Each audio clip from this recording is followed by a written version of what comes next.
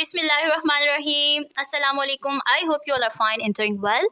सो आज हम Langston Hughes की बायोग्राफी को डिस्कस करेंगे। पहले मैंने बैकग्राउंड को डिस्कस किया था, फिर मैंने अफ्रीकन अमेरिकन लिटरेचर को डिस्कस किया था। आज जो है हम स्पेसिफिकली अपने पोइट को पढ़ेंगे या लिंगस्टन हाई को, उनकी बायोग्राफी करेंगे।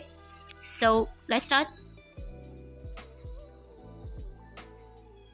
Today we will discuss about the early life of the poet, इनकी एजुकेशन एंड राइटिंग्स क्या था, हार्लेम रेनेसां के बारे में देखेंगे, थीम्स के बारे में, लेगेसी एंड मेजर वर्क्स।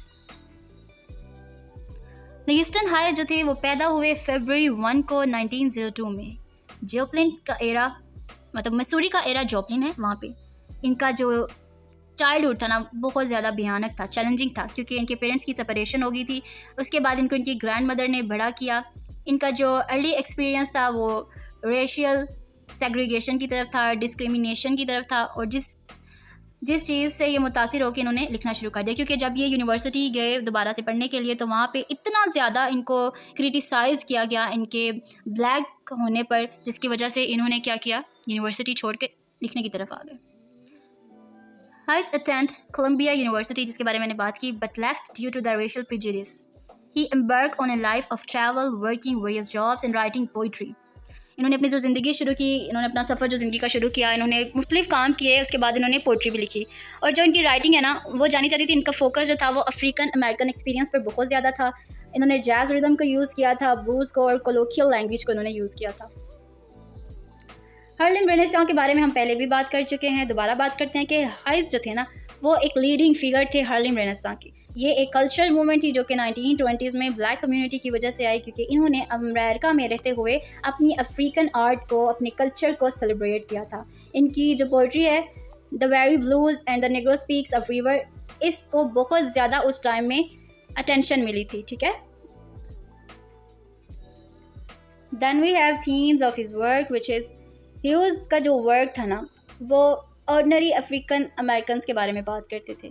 इस पर हमें देखने को मिलता है किस कदर असरात मरते थे रेशियल सेग्रीगेशन के, ड्रीम ऑफ इक्वालिटी के, क्योंकि वो लोग गुलामी से भी आज़ाद हो रहे थे ना, तो वो भी चाहते थे कि जैसे अमेरिका के लोग जो थे फ्रीली मूव कर रहे थे, उनके लिए हर चीज़ जो थी अवेलेबल थी। जैसे होता है कि अगर एक, अक्सर आपने वीडियोज़ में भी देखा होगा कि दिखाया जाता है कैसे डिस्क्रिमिनेशन फैली हुई है, कि एक काला दिखने वाली लड़की जाती है अपना वेडिंग ड्रेस बाय करने के लिए, तो उसके साथ तो वहाँ के जो वर्कर्स होते हैं वो भी अच्छे से बात नहीं करते, as compare to the fair one जो कि सफ़ेद दिखने वाली है।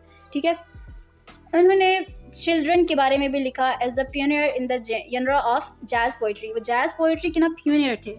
अब जो उनके थीम थे वो रेसिज्म था, रेशियल डिस्क्रिमिनेशन था, ब्लैक लाइफ्स के बारे में बात की, ब्लैक सिविल राइट्स के बारे में बात की, अफ्रीकन अमेरिकन स्ट्रगल के बारे में इन्होंने बात की, अमेरिकन ड्रीम के बारे में बात की, कल्चर नेशनलिज्म के बारे में बात की, और कल्चरल एंड सोसाइटी की यूनिटी के बारे में बात की। लिंगस्टन जो थे ना उनका बहुत ज़्यादा इम्पेक्ट है लिटरेचर पर, सिविल राइट्स की मूवमेंट पर। इनकी जो राइटिंग थी ना इन्होंने कंटिन्यू ही रखी है, सेलिब्रेट करते थे आर्टिस्टिक और सोशल सिग्निफिकेंस को, और उसके बाद इनको बहुत ज़्यादा अहमियत हासिल है अफ्रीकन अमेरिकन लिटरेचर की हिस्ट्री में, क्योंकि इनके एक पोइट्री को, एक पोएम को एज अ एंथम यूज़ भी किया गया था। इनका मेजर वर्क हार्लेम, इसमें इन्होंने बात की है ड्रीम के बारे में जो कि पूरा नहीं हुआ। इन्होंने मुख्तलिफ़ किस्म की पिक्चर्स को यूज़ किया और ये बताया कि बिल्कुल इस तरह से हुआ जैसे एक खाने, मतलब जो गोश्त है ना वो पड़ा हुआ हो और वो ख़राब हो जाए। ठीक है, इस चीज़ को शो करने के लिए कि किस तरह से इनका ड्रीम जो था वो अधूरा रह गया, जिसने फ्रस्ट्रेशन को और गुस्से को उजागर किया। ठीक है, इन लोगों के अंदर शिद्दत, कहते हैं ना, एक शिद्दत वाला रवैया, एग्रेसिवनेस को जो चीज़ लीड कर रही थी वो यही थी कि इनका ख्वाब नहीं पूरा किया गया। जो पोएम है वो हमें फीलिंग्स के बारे में एक्सप्रेस करती है कि जो भी लोगों ने सफ़र किया, इनकी होप्स को जो जैसे इनको रियून किया गया, डिले कर दिया गया, ब्लॉक कर दिया गया, तक इन लोगों ने कितना ज़्यादा, मतलब बुरा वक्त, जैसे हमें कोई बंदा बोलता है कि हम ये ठीक है, आई प्रॉमिस यू कि मैं ये काम करूँगा, और वो बंदा वो काम नहीं करता, तो हम कैसा फील करते हैं। Exactly the same feeling we can feel from this image.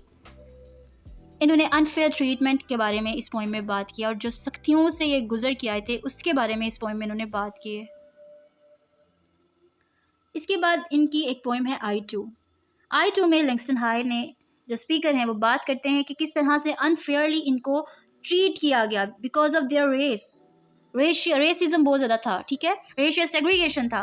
वो क्या करते थे, खाने के लिए अलग बैठा देते थे। जब उनके करीब कोई गेस्ट आते तो वो उनसे मिलने भी नहीं थे देते, as if they don't belong at the table, कि वो तुम तुम इस टेबल पर बैठने के हकदार भी नहीं हो जिस टेबल पे वाइट कम्युनिटी बैठी हुई है। लेकिन स्पीकर ने भी बड़ी कॉन्फिडेंस से ये बात बोली है इस पोएम में कि एक दिन जो है ना, एक दिन मैं भी इनके साथ बैठ के खाऊंगा, मैं छुपा हुआ नहीं रहूँगा, बिल्कुल भी नहीं रहूँगा। उनको यकीन था अपने मुस्तकबिल में कि वो उसको चेंज कर सकते हैं जहाँ पर वो देखे जाएंगे। बात आती है ना आइडेंटिटी की, कि उन लोगों ने आइडेंटिटी के बारे में बात की कि उन्होंने अपने आप को अपनी पहचान को उन्होंने एक्सेप्ट खुद भी किया और करवाया भी। बिकॉज ये कोई सिन नहीं है कि आप अगर काले दिख रहे हो, कि आपने अपने आप को खुद नहीं बनाया, गॉड ने आपको क्रिएट किया है। गॉड चाहता ही ऐसा था कि आप दुनिया में इस तरह से जाओ। क्यों? क्योंकि आप उसको ऐसे खूबसूरत लग रहे थे।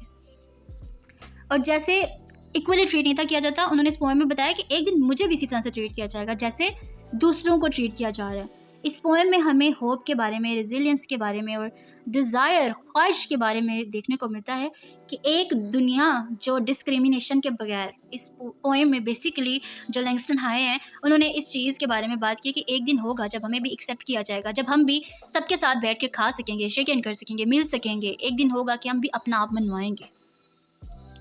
Thank you so much for watching this video. Please stay tuned for the next video. You can contact with me through given email address arhammalik384@gmail.com. Allah Hafiz.